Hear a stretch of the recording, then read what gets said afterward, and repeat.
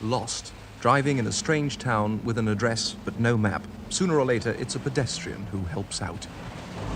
Straight round the corner and up the road on the other side of this one.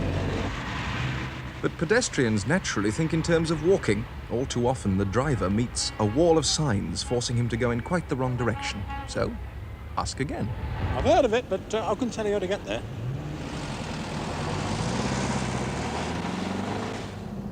"50 yards, turn right at T-junction. 175 yards, turn left at Crossroads. 200 yards, straight on at traffic lights." Now that's what I call a really good navigator, a clear, precise instruction, given in plenty of time for me to position myself in the road so that I can negotiate the hazard or the change of direction with the utmost convenience. Yet here I am, completely alone in the car, and at the same time in the very best of hands.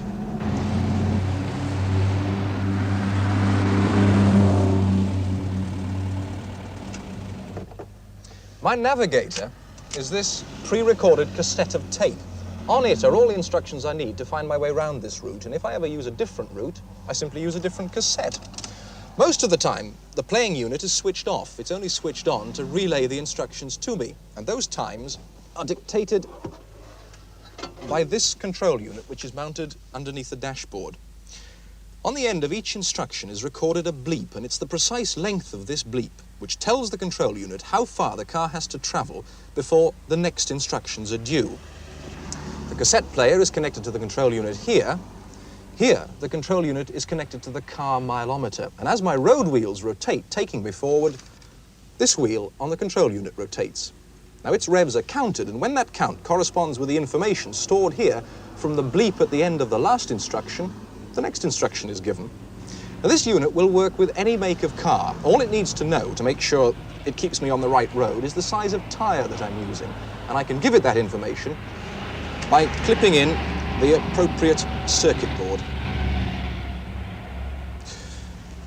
Right, let's put the unit back together and give it another spin. 200 yards, keep left at Fork. The system, effectively, is a route map. It takes the driver from point A to point B. This prototype program has been set up over 20 miles in the Chatham area of Kent, covering roads through town and country.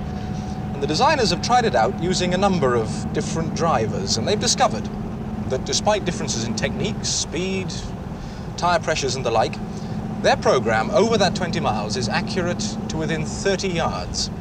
250 yards, turn left at Crossroads. Applications for a system like this that spring to mind: self-drive hire cars from London Airport to the big hotels in the city centre. Routes could be programmed for these in all the languages of the world. Bus drivers could be trained on new routes with the utmost convenience.